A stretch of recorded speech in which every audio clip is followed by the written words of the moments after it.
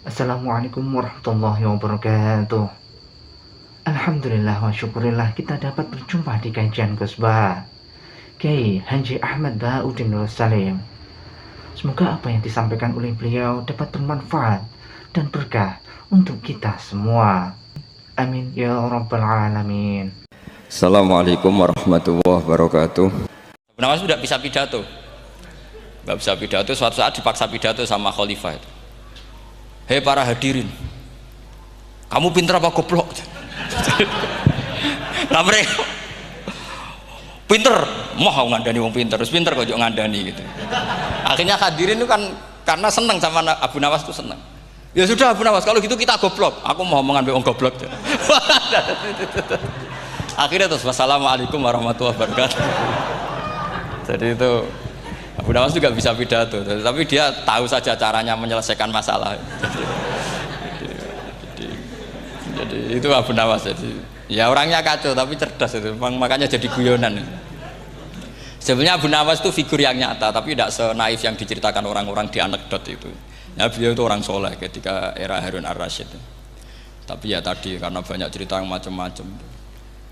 Ya, Abu Nawas itu makanya ini cerita anekdot. Jadi riwayatnya nggak jelas tapi lucunya jelas itu. Jadi itu. Dia itu mangkel punya tetangga profesor ahli astronomi. Adiknya itu mau iso omong tok. Abu Nawas mau pinter molak-malik omong kan masyhur itu, dia cerita hari Senin tanggal sekian lihat Abu Nawas di alun-alun mau terbang. Orang lihat semua itu Abu Nawas itu ya sudah di podium ya hanya gitu-gitu tok. Kok nggak mau terbang-terbang? Ya mau itu ya tidak. Wassalamualaikum warahmatullahi wabarakatuh. Yang bilang Abu Nawas terbang siapa? Abu Nawas mau terbang. Yang namanya mau itu ya tidak.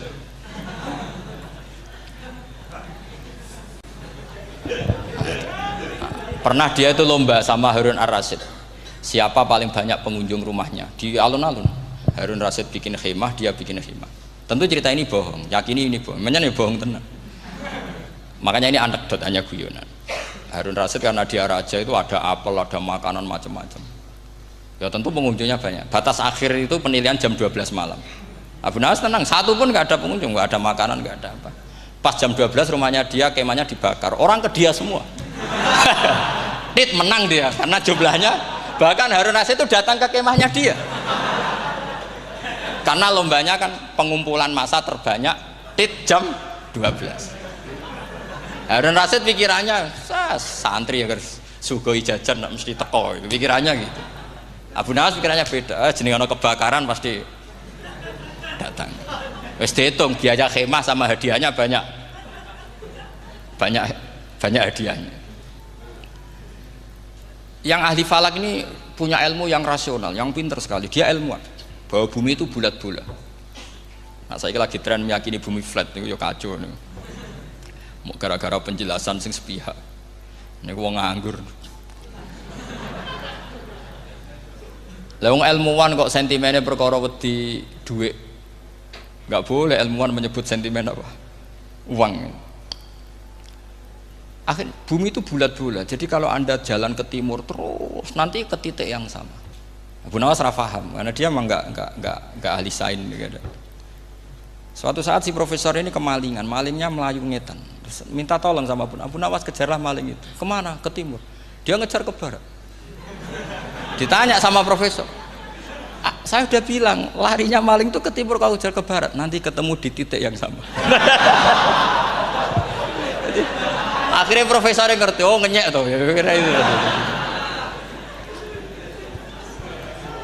Jadi, nah khawatir saya nanti kalau santri-santri tidak pinter ilmu, terus pilihannya ilmu kayak Abu Nawas, jalan pintas tadi.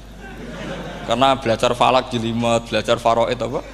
Jelimet, ada aul, ada roh, terus semua ada masalah yang ruwet-ruwet terus. Akhirnya mau olah bicara.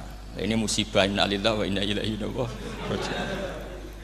Itu tidak boleh. Quran tidak mengajarkan itu. Quran tetap mengajarkan ilmu meskipun ada nilai seninya. Ya tadi nilai seni tadi, misalnya Allah mencontohkan daraba wa masalah rajulan fihi syuraka. Terus kedua uniknya Quran itu begini. Setelah dipikir itu nyata-nyata lebih detail. Misalnya begini. Ketika Allah mencontohkan ba'udah itu nyamuk. Itu orang-orang kafir itu bilang gini, ya Muhammad, Tuhan Anda kehilangan stok ilmiah. Sehingga contoh itu enggak yang dahsyat tapi sekedar nyamuk. Wong nyamuk kok digawe contoh. Mbok ya contoh itu dinosaurus, tak jerapah, tak apalah yang keren itu. Mosok contoh apa? Nyamuk. Terus Allah menjelaskan innallaha la yastahyi ayyadriba napa mathalam ma. Contoh apa saja? Apa saja itu ditafsiri ba'udatan fama fawqaha. Entah itu nyamuk, fama fawqaha atau yang di atasnya nyamuk. Maksudnya di atasnya itu fil killah atau fisighor atau yang di atas nyamuk. Yang lebih kecil ketimbang nyamuk. Sekarang saya contohkan kata Rasulullah, contoh yang kecil saja. Nggak usah bikin nyawa, nggak usah, itu terlalu mustahil.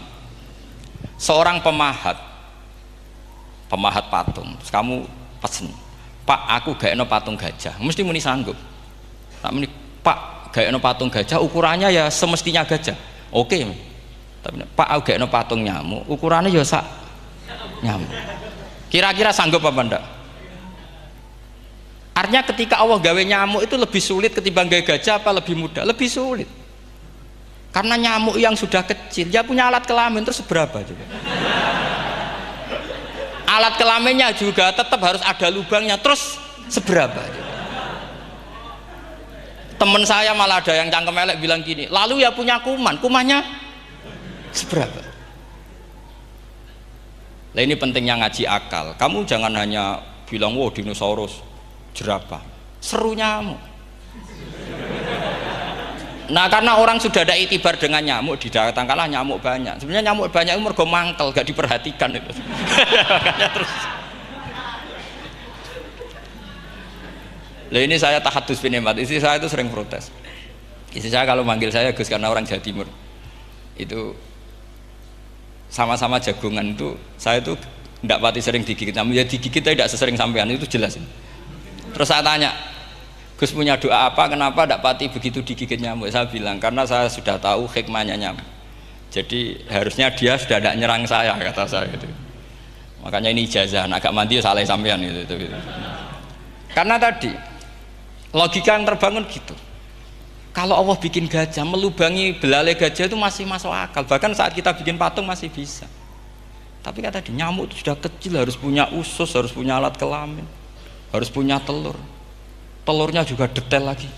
Ini disebut innallaha la yastahyi ayyadriba mathalam ma ba'udah. Sehingga ba'udah di mata ahli tafsir, di mata ulama ini contoh yang luar biasa.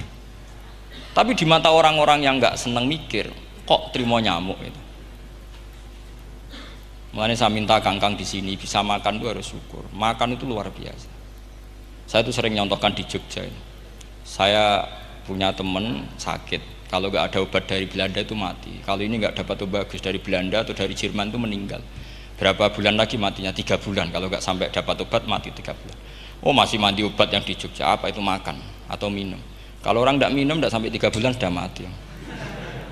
Boy orang itu mikir seperti itu. Tapi kita ini kalau obat dari Jerman, dari Belanda itu hebat. Kalau enggak kita mati sebulan lagi, 3 bulan lagi. Allah bikin obat pada kita tiap hari, yaitu kita bisa makan, bisa minum. Itu kalau sekali nggak makan 5 hari bisa mati sama. Tapi kita karena ngakan itu hal yang biasa, nak duit iso utang, terus dianggap biasa. Ini kalau ulama masalah besar. Punya otak seburuk itu masalah besar bagi ulama. Sehingga Allah tidak malu ketika ngendikan kulu wasrobu, tidak malu karena makan ini urgen, sangat penting. Dan Allah tidak malu meskipun Quran itu temanya kelas tinggi, biasa Allah mengatakan jong kowe kulu minta ibadi marusang nakum, kamu makanlah. Karena minum obat itu kebutuhan kita ketika sakit. Tapi kalau makan adalah kebutuhan kita sihatan wasukman, saat sakit maupun saat sehat. Nah, kalau Anda dengan kualitas ini, ketika Allah membicarakan makanan itu Anda akan respect sama Allah karena memang ini urgen betul. Tapi kalau Anda cara berpikir gini, hanya cari goro ibal ilmu yang aneh, yang seru, kamu baca ayat itu akan menjadi biasa-biasa saja. Dan itu masalah bagi mahabbah Anda pada Al-Quranul Karim. Ya saya kira demikian. Terus mangke saya pikir tidak etis ya, kan ini Jumat nanti sing biasa itikaf nanti terganggu. Nanti saya ada problem. Ya kalau ada tanya jawab ya saya mohon tadi ya, karena ini zaman akhir saya memang butuh sekali. Kenapa saya mau datang? Satu, hormat Kiai Hanan, Dua, saya memang ingin banyak mufassir lagi. Jangan hanya lewat baca terjemah kemudian merasa menjadi ahli apa? Quran atau ahli tafsir. Itu musibah besar itu. Masalah besar itu. Ya pokoknya saya mohon lah. Ya setidaknya gitu. Misalnya orang kafir. Kamu cari saja orang kafir. Ternyata ada yang harbi, ada yang dhimmi, ada yang mu'ahad, ada yang musta'man. Lalu dalam tarikh ada kafir Yahudi, kafir Nasrani, kafir ahli kitab. Kalau di fikih ada kafir yang lahum kitabun, ada yang tidak lahum kitabun. Kalau yang lahum kitabun disebut ini kitabiyah kholiso, yang tidak itu kan beda-beda di fikih. Boleh nikahnya ndak, khilu dzabihatihim atau tidak, itu kan detail sekali. Makanya saya mohon ini latihan detail. Oke, sampean tetap ngaji, sering khatam itu bagus karena mengumpulkan semua ilmu. Tapi sampean harus menganalisis secara apa? Saya dulu ngaji Mbah Mun Muslim ya kilatan. Tapi saya ngapalkan sama Gus Subab. Gus Subab putrane Mbah Mun, dulu muridnya Said Muhammad. Saya itu tak pelajari lagi di rumah, tak analisis lagi setelah besar sampai sekarang, karena ya itu beda. Kita selalu Rabbi zidni apa? Ilma. Misalnya begini contoh ya, contoh. Kita mungkin tahu maknanya ayat tertentu itu begini. Misalnya begini. Faqula lahu qaulal layyinal la'allahu yatadzakkaru aw yakhsha. Musa dan Harun, jika kamu datang ke Fir'aun, maka kalau ngomong, kalau dakwah itu qaulal layyinan, dengan dakwah yang halus. Nggih, qaulal layyinan. Ini bagi yang ekstremis harus baca dialek ini. Ini kisah nyata yang diceritakan Habib Zain bin Semit ketika ngarang Al-Manhajus Sawi. Juga diulang-ulang di beberapa kitab. Suatu saat ada ustadz, corong Jawa Kemelinti, datang ke Harun Ar-Rasyid. Harun Ar-Rasyid ini Banil Abbas, termasuk zuriyahnya Abdullah bin Abbas. Karena Harun Ar-Rasyid sebagai khalifah tentu salahnya banyak, namanya pejabat pasti salahnya banyak. Meskipun kebaikannya juga banyak, tapi salahnya juga banyak. Kalau kita kan tidak pejabat, salahnya tidak banyak, tapi prestasinya juga tidak banyak. Ya kan, misalnya ada tamu Raja Salman, katanya hormat tamu wajib, kamu kan tidak bisa hormat. Karena dia juga tidak mau dihormati kita kan. Nah terus si ustadz tadi datang begini, saya itu masih hafal teksnya. Ya Amirul Mukminin, inni nasihun lak famusyaddidun alaika fala tajidanna ala nafsika fi nafsika alayya syai'an. Saya ini mau nasihati Anda, tapi saya maaf sekali karena nasihat saya ini kasar sekali. Musyaddid itu kasar, keras.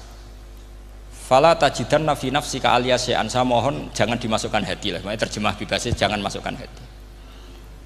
Katanya Harun Rasyid langsung marah. Uskut ya jahil, kamu itu ustadz bodoh. Kamu tidak boleh keras sama saya. Dia masih bantah, saya keras sama Anda karena Anda salahnya banyak. Terus apa kata Harun Ar-Rasyid? Inna wa ta'ala qad arsala man huwa khairum minka ila man huwa syarrum minni. Wa ma'adzalika qala ta'ala faqula lahu qaulal layyinan. Allah mengutus orang yang jelas lebih baik ketimbang kamu, yaitu Musa dan Harun. Musa dengan ustadz ini baik mana? Tidak, sama jawab saja. Baik Nabi Musa kan? Ilaman huwa syarrun minni. Fir'aun dengan Harun Ar-Rasyid buruk mana? Buruk Fir'aun.